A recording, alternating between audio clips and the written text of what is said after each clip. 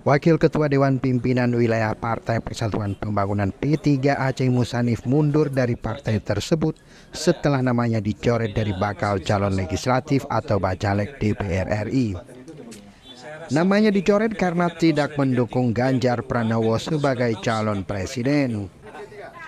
Musanif mengaku sudah mendaftarkan diri sebagai Bacalek DPR RI daerah pemilihan 1 sesuai mekanisme yang berlaku. Dia juga telah menerima surat penugasan sebagai caleg dari P3. Namanya justru tidak muncul dalam daftar calon sementara atau DCS yang dirilis KPU Pusat beberapa waktu lalu.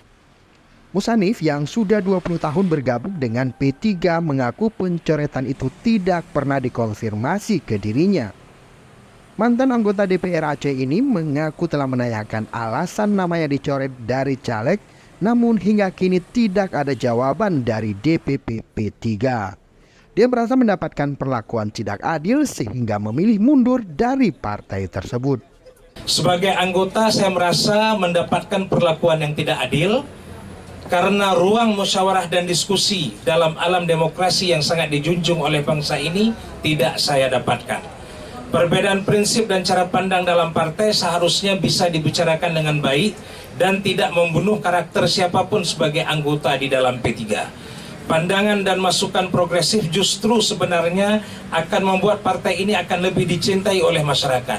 Seharusnya pimpinan P3 bersikap lebih bijak dalam mensikapi perbedaan yang pasti ada di setiap organisasi.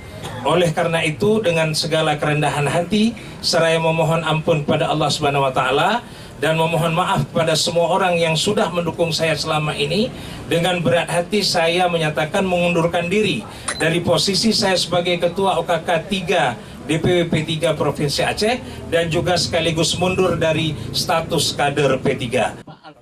Diketahui P3 resmi mengusung Ganjar Pranowo sebagai calon presiden di Pilpres 2024. Hal itu diumumkan langsung oleh PLT Ketua Umum P3 Muhammad Mardianto.